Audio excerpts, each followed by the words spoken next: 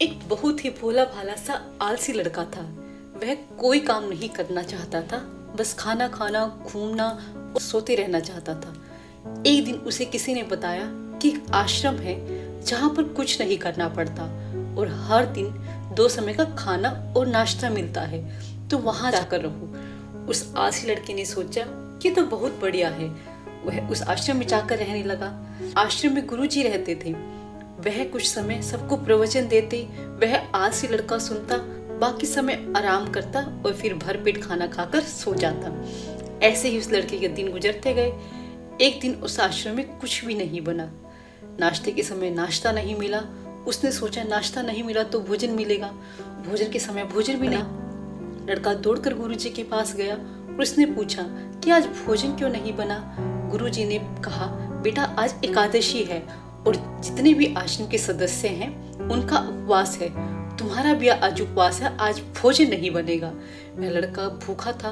उसने बोला, गुरुजी मैं उपवास नहीं रखूंगा, मुझे भूख लगी है, मैं खाना खाऊंगा। गुरुजी ने बोला, ठीक है, जाओ भंडारे में से सामान लेकर जाओ और आश्रम में नहीं बाहर ले जाकर बना लो, लेकिन याद रखना भोजन बनाने के बाद सबसे पहला भोग भगवान को लगाना और फिर तुम प्रसाद पाना। वह लड़का बोला, ठीक है, और वह अनाज लेकर नदी की ओर पहुंचा। भोजन पकाने लगा, तैयार हुआ। उसके बाद कहने लगा, श्री राम आइए पधारिए, भोग लगाइए। अब जब उसने लगा कि भगवान तो आ नहीं रहे, तो फिर कहने लगा, मुझे मालूम है कि आपको अच्छा खाने की आदत है और मुझे अच्छा भोजन बनाना भी नहीं आता, तो इसलिए जो भी रूखा सूखा बना है आप आकर खा लीजिए। भगवान श्री राम उसकी सरलता पर प्रसन्न हुए, लड़के को दर्शन दिए। भगवान श्री राम आए, उनके साथ माता सीता भी आई, लेकिन लड़के ने सिर्फ 2 लोगों के लिए भोजन बनाया था, एक अपने लिए और दूसरा भगवान जी के लिए। तो उस भोजन में माता सीता के सामने और भगवान जी के सामने रख दिया और कहा, ग्रहण करो। भगवान श्री राम और माता सीता ने भोजन किया और उसके बाद वह जाने लगे। तो वह भोला सा आदमी कहने लगा, प्रभु आप आए, दर्शन दिए, बहुत अच्छा लगा, पर मुझे खाने को कुछ नहीं मिला। लेकिन कोई बात नहीं, लेकिन आपसे एक विनती है कि अगली बार जब भी आप आएंगे तो कितने लोग आएंगे ये बता दीजिए, ताकि मैं उतने लोगों के लिए भोजन तैयार करके रखूं।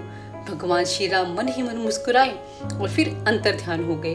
लड़का आश्रम में गया, दिन फिर बीत गए, फिर एकादशी आई और उस दिन उसने 3-4 लोगों के लिए अनाज लेकर खाना बनाने की तैयारी की। फिर इस बार श्री राम जी को कहा कि आइए पधारिए, भोग लगाइए। श्री राम जी फिर आए। इस बार वो पूरा राम दरबार साथ लेकर आए, जैसे माता सीता, लक्ष्मण, भरत, हनुमान जी और सभी लोग आए थे। लड़के ने इस बार 3-4 लोगों का भोजन बनाया था। भोजन फिर कम पड़ गया। लड़के ने निराश होकर भोजन को प्रभु के आगे रखा। उन्होंने भोजन किया और फिर चले गए। इस बार भी लड़का भूखा रह गया। फिर अगली एकादशी आई तो इस बार गुरुजी से कहने लगा कि गुरुजी मुझे इस बार थोड़ा ज्यादा अनाज चाहिए। गुरुजी सोचने लगे कि इतना सारा अनाज का क्या करता है, कहीं किसी को बेचता तो नहीं। उसने कहा, नहीं गुरुजी, इतने सारे लोग आते हैं प्रभु के साथ, वो भी तो भोजन कराना पड़ता है। गुरुजी को लगा कि ये लड़का पागल हो गया है, लेकिन गुरुजी ने सोचा कि चलो एक बार चलकर देखते हैं कि लड़का इस अनाज का करता क्या है। वह भोला सा लड़का अनाज लेकर नदी किनारे पहुंचा, पर उसने इस बार भोजन नहीं बनाया। उसने सोचा कि प्रभु हर बार ज्यादा लोगों को लेकर आते हैं, इस बार वह जितने भी लोग आएंगे स्वयं बनाएंगे और स्वयं खाएंगे। और वह सीधा प्रभु को बुलाने लगा। गुरुजी यह सब कुछ छिप कर देख रहे थे कि ये भोजन तो इसने बनाया नहीं और ये प्रभु को बुला रहा है। लेकिन लड़के ने देखा कि इस बार प्रभु के साथ बहुत सारे लोग आए हुए हैं, तो उसने प्रभु के सामने हाथ जोड़कर कहा कि प्रभु मुझे माफ करो, आप बहुत सारे लोग आते हो, मुझे तो पता भी नहीं होता और मेरे अंदर इतनी हिम्मत भी नहीं होती कि मैं इतने सारे लोगों के लिए भोजन बनाऊं। आप स्वयं आइए, बनाइए और खाइए। प्रभु मुस्कुराते हैं और अपने साथ आए सभी लोगों के साथ मिलकर भोजन बनाते हैं। गुरुजी ये सब छिप कर देखते हैं और लड़के के पास आकर कहते हैं, तुम ये क्या कर रहे हो?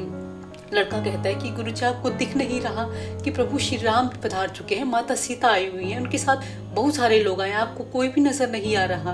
वो देखो वो भोजन बना रहे हैं।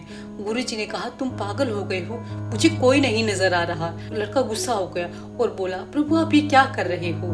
एक तो मुझे भूखा रखा हुआ है और ऊपर से गुरु जी को दर्शन भी नहीं दे रहे, ये लोग मुझे पागल समझ रहे हैं, कृपया करके गुरु जी को दिख जाओ।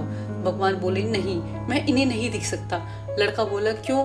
नहीं दिख सकते? मेरे गुरुजी तो बहुत महान हैं, बहुत बड़े हैं, ज्ञानी और ज्ञाता हैं। भगवान बोले, हाँ ज्ञानी और ज्ञाता होंगे, लेकिन तुम्हारे जितने सरल नहीं हैं। जो सरलता तुम में है वो तुम्हारे गुरुजी में नहीं है। लड़के ने जब ये बात अपने गुरुजी को बताई तो गुरुजी की आंखें नम हो गई और वह रोने लग गए। बोले, सही कहा, जितनी सरलता तुम्हारे अंदर है उतनी मेरे अंदर नहीं। तो दोस्तों, ये कहानी हमें यही सिखाती है कि जीवन में सरल होना बहुत आवश्यक है। जितने सरल हम बने रहेंगे उतना ही जीवन में आगे बढ़ते चले जाएंगे। आपने देखा, भगवान श्री राम ने भी एक सरल मनुष्य को ही दर्शन दिए, ना कि ज्ञानी और ज्ञाता को। जब आप सरल होते हैं तो आप खुद भी मुस्कुराते हैं और दूसरों के मुस्कुराने की वजह भी बन जाते हैं।